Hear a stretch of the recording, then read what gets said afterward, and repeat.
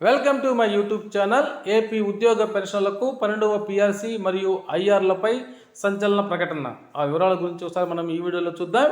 12వ PRC ఏది? 2023 July 1 నుంచి రావాల్సిన 12వ పిఆర్సీ జాడ ఎక్కడని యూటీఎఫ్ రాష్ట్ర అధ్యక్షులు ఎన్ వెంకటేశ్వర్లు ప్రశ్నించారు. అనకాపల్లి జిల్లా నక్కపల్లిలో యూటీఎఫ్ ఉపాధ్యాయ సంఘ నాయకులు, ఉపాధ్యాయులతో ఆయన సమావేశమయ్యారు.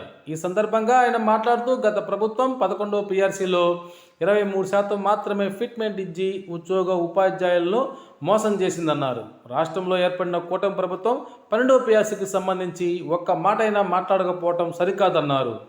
ప్రతి 5 ఏళ్లకోసారి పిఆర్సీ కమిషన్ వేసి ద్రవ్యోల్బణం ఆధారంగా ఉద్యోగుల వేతనాలను స్థిరీకరించడం ఉద్యోగుల హక్కుని, ఆ హక్కును ప్రభుత్వం పట్టించుకోకపోవడం దారుణమని విమర్శించారు.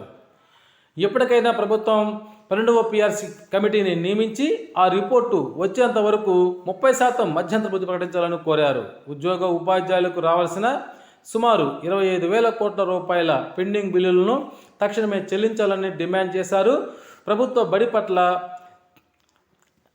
తల్లిదండ్రులకు నమ్మకాన్ని కలిగించేలా ప్రభుత్వ విధానాలు ఉండాలన్నారు. యూటీఎఫ్ జిల్లా ప్రధాన కార్యదర్శి జి చిన్నబ్బాయి మాట్లాడుతూ ప్రభుత్వ విద్యారంగ పరిరక్షణ, ఉద్యోగ ఉపాధ్యాయ హక్కులు నిలబెట్టుకోవడం కోసం ఈ నెల 27న జరిగేటువంటి ఉత్తరాంధ్ర ఉపాధ్యాయ ఎమ్మెల్సీ ఎన్నికల్లో విజయగౌరి మేడం గారిని గెలిపించాలని కోరారు.